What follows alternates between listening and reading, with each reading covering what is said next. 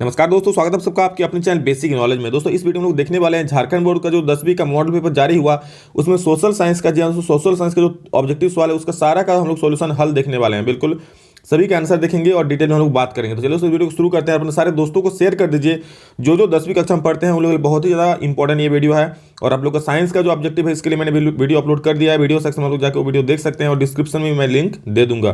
दोस्तों इसी प्रकार का इसी पैटर्न पर आप लोग का सवाल एग्जाम पूछा जाएगा, तो बिल्कुल वीडियो को स्किप नहीं कीजिएगा। एक एक सवाल आप लोग का बहुत मूल्यवान है, एक एक नंबर बहुत कीमती है, तो वीडियो पूरा देखिए। एक क्वेश्चन मिस हो जाएगा तो फिर एग्जाम में छूट जाने से बहुत ज़्यादा दिक्कत होगा अगर आ गया तो दोस्तों अच्छा से पढ़िए और ज़्यादा वक्त नहीं बचा एग्जाम का, 2 महीना बचा हुआ है। बिल्कुल अच्छे से तैयारी कीजिए। मेरी सारी शुभकामनाएं आप लोगों के साथ है। बहुत ही अच्छे तरीके से इंपॉर्टेंट सवाल भी आप लोग को करवाया जाएगा। चलिए दोस्तों आप इस वीडियो को शुरू करते हैं और देखते हैं क्या क्या सवाल आया इस बार आप लोग का मॉडल पर में क्या क्या दिया, और इसमें से बहुत सारा सवाल आप लोग को एग्जाम में भी देखने को मिलेगा। चलिए देखते हैं हम लोग पहला सवाल क्या है। पहला सवाल है सामाजिक उपबंध नामक पुस्तक के लेखक कौन थे।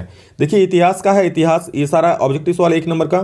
पहला सवाल है सामाजिक उपबंध नामक पुस्तक के लेखक कौन थे। तो दोस्तों रूसो, जी हाँ दोस्तों रूसो जो है वो आप लोग का सामाजिक उपबंध नामक पुस्तक के लेखक थे। बिल्कुल याद कर लीजिए। सामाजिक विज्ञान में ज़्यादा समझना नहीं होता, याद करना होता है और उसको स्टोरी की तरफ पढ़ना होता है। ठीक है, अगर कहानी आप लोग पढ़े होंगे तो ज़्यादा आप लोग को समझ में आएगा। चलिए अगला सवाल देखते हैं। जालियांवाला बाग की घटना कब हुई। देखिए जालियांवाला बाग की घटना आप लोग का जो हुआ था ये सबको पता है दोस्तों।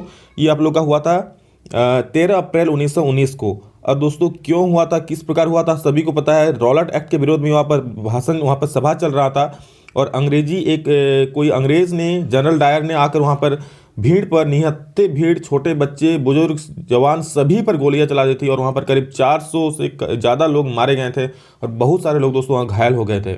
एक बहुत ही शर्मनाक घटना वहाँ पर हुई थी। सभी पर, औरतों, बच्चों, बूढ़ों, किसी को नहीं छोड़ा गया था दोस्तों। बिल्कुल अंधाधुंध वहाँ पर फायरिंग हुई थी। तो ये घटना कब हुई थी दोस्तों, 13 अप्रैल 1919 को। चलिए अगला सवाल देखते हैं दोस्तों। अगला सवाल क्या है, जीसेपे मेस्सिनी का जन्म कब हुआ। बहुत ही इंपॉर्टेंट सवाल है ये, दोनों इंपॉर्टेंट सवाल है, ये वाला जो जालियांवाला बाग वो वाला भी, और जीसेपे मेस्सिनी का जन्म कब हुआ था। तो दोस्तों जीसेपे मेस्सिनी का जन्म जो हुआ था वो हुआ था 1807 में। ठीक है, आप लोग का जो एक्यूरेट डेट है वो 22 जून 1807। तो 3 का option D is the correct answer. और कब हुआ था, तो 22 जून, ये डेट भी याद कर लीजिए, 1807 में। ठीक है, अगर डेट पूछ गया तो डेट भी बोल दीजिएगा। चलिए अगला सवाल देखते हैं कि साइमन कमीशन भारत कब पहुंचा। तो साइमन कमीशन भारत पहुंचा दोस्तों 1928 में। ठीक है, 1928 में पहुंचा था। कब पहुंचा था, 1928, मतलब 3 फरवरी 1928 में साइमन कमीशन भारत पहुंचा था और तब उसका कड़ा विरोध हुआ था। जी हाँ दोस्तों, तब इसका कड़ा विरोध हुआ था भारत आने पर। चलिए अगला सवाल देखते हैं। अगला सवाल क्या है कि रिंडर पेस्ट क्या था। देखिए रिंडर पेस्ट तो एक रोग था, ठीक है, और किस जनित रोग था, किस में होता था ये, तो ये पशु रोग था। रिंडर पेस्ट कौन सा रोग था, तो ये पशु रोग। Option C is the correct answer. चलिए 6 नंबर सवाल देखते हैं। क्या प्रथम विश्व युद्ध कब हुआ था। ये तो बच्चा वाला सवाल है दोस्तों, सभी लोग जानते होंगे।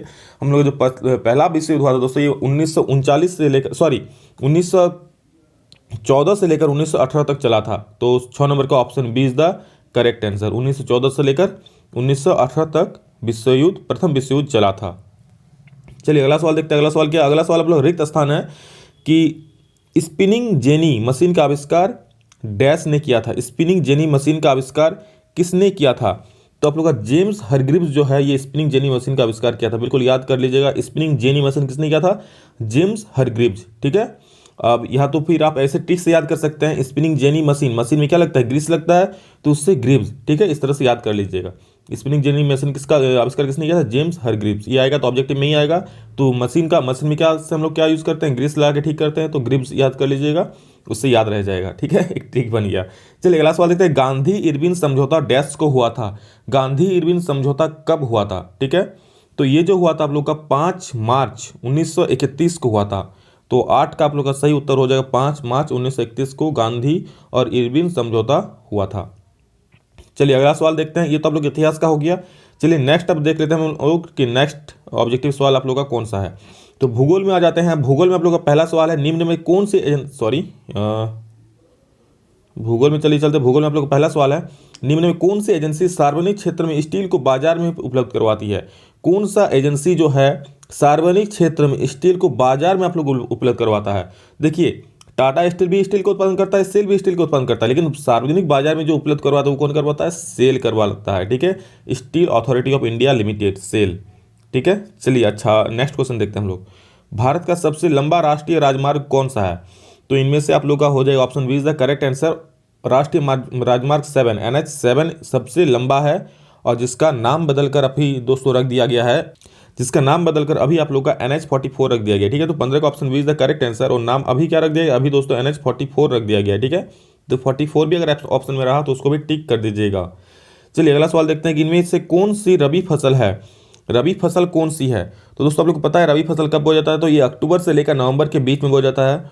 तो इसमें जो चना है option C is the correct answer. और अगर पूछा जाता है कि रबी फसल कब बोई जाती है, तो अक्टूबर से लेकर, ठीक है, अक्टूबर से लेकर नवंबर के बीच ये फसल बोई जाती है। तो आप लोग का चना इज द राइट आंसर। चलिए नेक्स्ट देखते हैं नवीकरण योग्य संसाधन के एक उदाहरण। नवीकरण योग्य संसाधन मतलब सभी को पता है जिसका हम लोग बार बार प्रयोग कर सकते हैं। कोयला आप एक बार प्रयोग कर लिए, उसका दोबारा प्रयोग कर सकते हैं, वो खत्म हो जाता है। ठीक है, पेट्रोलियम भी एक बार आप जला लिए, दोबारा यूज़ नहीं कर सकते हैं। सौर ऊर्जा का हम लोग लगातार लगातार यूज़ कर सकते हैं, कितना यूज़ कीजिए खत्म नहीं होने वाला है। तो ये एक नवीकरण योग्य संसाधन हुआ। और अनवीकरण मतलब जिसका यूज़ करने के बाद वो समाप्त हो जाएगा जल्दी। चलिए अगला सवाल देखते हैं। अगला सवाल क्या है? ये तो भूगोल का भी ऑब्जेक्टिव समाप्त हो गया। चलिए नेक्स्ट देखते हैं, नेक्स्ट क्या है। और ऑब्जेक्टिव सवाल में ही आप लोग का 30 नंबर मिल जाएगा। तो अगर कोई पास करना चाहता है इससे पास करता है, पास कर सकता है, लेकिन पास करना उद्देश्य नहीं होना चाहिए। आप लोग उद्देश्य होना चाहिए कि मैक्सिमम से मैक्सिमम नंबर कैसे लाएं। चलिए अगला सवाल देखते हैं कि झारखंड राज्य गठन कब हुआ था? भाई साहब हम लोग झारखंड के हैं और ये वाला नहीं जानेंगे तो पढ़ना छोड़ देंगे। तो झारखंड राज्य गठन जो हुआ था आप लोग का 2000 ईस्वी में हुआ था। तो 24 का option A is the correct answer. और कब हुआ था दोस्तों? जो हुआ था कब हुआ था? तो आप लोग सभी कमेंट में बोलिए, सभी लोग कमेंट में बोलिए जो जो ये वीडियो अभी तक देख रहे हैं कि झारखंड राज्य गठन कब हुआ था। 2000 ईस्वी में तो हुआ था, लेकिन एक्यूरेट डेट आप लोग सभी कमेंट सेक्शन में जरूर बोलिए। ठीक है, और वीडियो कैसा लगा ये भी कमेंट सेक्शन में बोलिए। चलिए नेक्स्ट देखते हैं हम लोग क्या दोस्तों।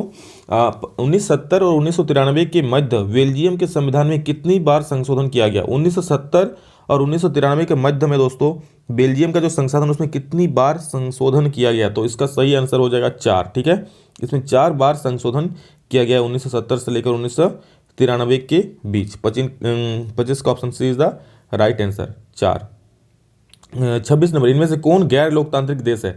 तो देखिए गैर लोकतांत्रिक मतलब जहां लोकतंत्र नहीं माना जाता है। ठीक है, तो भारत में भी माना जाता है, पाकिस्तान में भी माना जाता है, संयुक्त राज्य अमेरिका में भी माना जाता है। तो इनमें से क्या हो जाएगा? कोई नहीं। ठीक है, ये राइट आंसर हो जाएगा। इनमें से कोई देश ऐसा नहीं है। तो ऑप्शन ए 26 का option D is the right answer दोस्तों। चलिए अगला सवाल देखते हैं क्या है। भारतीय जनता पार्टी का मुख्य प्रेरक सिद्धांत क्या है? ठीक है, भारतीय जनता पार्टी का मुख्य प्रेरक सिद्धांत हो जाएगा सांस्कृतिक राष्ट्रवाद। ठीक है, सांस्कृतिक राष्ट्रवाद इनका मुख्य प्रेरक सिद्धांत है। नेक्स्ट देखते हैं भारतीय कम्युनिस्ट पार्टी की स्थापना कब की गई? भारतीय कम्युनिस्ट पार्टी की जो स्थापना है मतलब उसका स्थापना कब हुआ था? तो इस 28 का option A is the right answer. 1925 ईस्वी में हुआ था दोस्तों। एक्यूरेट डेट अगर पूछे तो आप लोग का 26 दिसंबर 1925 को हुआ था। ठीक है, चलिए अगला सवाल देखते हैं। 29 नंबर देखिए आप लोग का फिल इन द ब्लैंक से। श्रीलंका स्वतंत्र राष्ट्र डैश में बना। श्रीलंका स्वतंत्र राष्ट्र कब बना? तो ये दोस्तों बना था 1948 में। कब? 1948। और अगर एक्यूरेट डेट पूछे तो श्रीलंका स्वतंत्र राष्ट्र बना 1948 में। 1948 में और एक्यूरेट डेट हो जाएगा 4 जनवरी 1948। 4 जनवरी 1948। ओके, चलिए अगला सवाल देखते हैं दोस्तों। अगला सवाल क्या है? बहुजन समाज पार्टी का गठन डैश में हुआ। बहुजन समाज पार्टी जो है उसका गठन कब हुआ था? तो ये दोस्तों हुआ था 1984 में। ठीक है, तो इसका राइट आंसर क्या हो जाएगा? 1984 इज द राइट आंसर। ठीक है, फिल इन द ब्लैंक्स में 1984 को भर देना है। चलिए दोस्तों अगला सवाल देखते हैं हम लोग। अगला सवाल क्या है? बोला कि इसमें हाँ 22 भाषाओं को भारतीय संविधान की डैश सूची में रखा गया। दोस्तों हम लोग जो 22 भाषाओं को संविधान में जगह दिया गया उसको कौन सा सूची में रखा गया है? ठीक है, 8वीं सूची में कि 11वीं सूची में? तो देखिए 31 नंबर का जो सही आंसर हो जाएगा वो हो जाएगा 8वीं सूची। ठीक है, इसका जो 8वीं सूची में दोस्तों 22 भाषाओं को रखा गया है 8वीं अनुसूची में। चलिए नेक्स्ट सवाल देखते हैं। केंद्र के साथ राज्य सरकारों की साझी दिलचस्पी वाले विषय डैश के अंतर्गत आते हैं। तो 32 नंबर का क्या होगा? संघ सूची होगा कि संवर्ती सूची होगा? केंद्र के साथ राज्य सरकारों की साझी दिलचस्पी वाले विषय डैश के अंतर्गत आते हैं। तो दोस्तों इसका हो जाएगा संवर्ती सूची। ठीक है, संवर्ती सूची के अंतर्गत आते हैं। चलिए अगला सवाल देखते हैं दोस्तों। अगला सवाल क्या है हम लोग का? हाँ, ये हम लोग अर्थशास्त्र में आ गए। विश्व व्यापार संगठन, ठीक है, यानी कि WTO वर्ल्ड ट्रेड ऑर्गेनाइजेशन की स्थापना कब हुई थी? 37 नंबर। 37 का राइट आंसर हो जाएगा ऑप्शन डी 1995 में। अगर 37 का ऑप्शन क्या डी 1995। ठीक है, तो एक्यूरेट डेट पूछे तो याद रखिए 1 जनवरी दोस्तों 1 जनवरी 1995 is the accurate date. Okay, तो ऑप्शन डी 1995 है, तो option D is the right answer. चलिए नेक्स्ट सवाल देखते हैं। नेक्स्ट सवाल क्या है, राष्ट्रीय ग्रामीण रोजगार गारंटी अधिनियम कितने जिलों में लागू किया गया। देखिए ये फुल फॉर्म है, ठीक है, नरेगा का फुल फॉर्म है कि ये कितने जिलों में लागू किया गया। तो दोस्तों ये पहले जब लागू किया गया तो 200 जिलों में लागू किया गया था नरेगा में, जिसमें हर एक आदमी को करीब 100 दिन या कितना दिन रोजगार देना होता है। तो ये 200 जिलों में लागू किया गया था।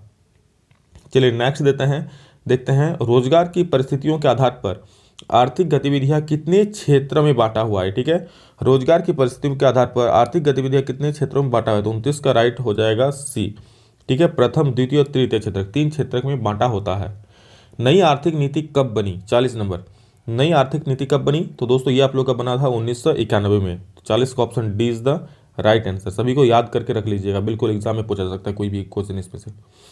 चलिए अगला सवाल देखते हैं हम लोग। अगला सवाल क्या है, 40 का तो डी हो गया आप लोग का। 41 देखते हैं, बोल रहा है जीडीपी के पदों में वर्ष 2003 में तृतीय क्षेत्र की हिस्सेदारी कितनी है, कितना परसेंट है।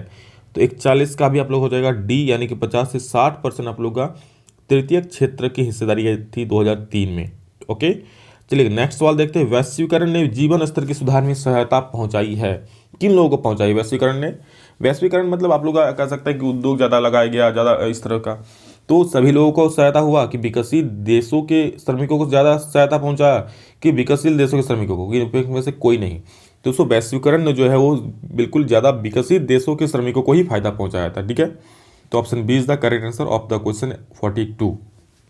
चलिए अब कुछ फिल इन द ब्लैंक्स उसको देख लेते हैं। 43 नंबर बोल रहा है कि डैश क्षेत्र के अधिकांश श्रमिकों को रोजगार सुरक्षा प्रदान होती है। ठीक है, रोजगार सुरक्षा किसे प्रदान होता है, संगठित या असंगठित। ठीक है, संगठित मतलब काम का नियम होता है कि हाँ इतना बजे से आपको इतना बजे काम करना है, उसका काम का वैल्यू है कि आपको जल्द काम नहीं छुड़ा सकता है कोई।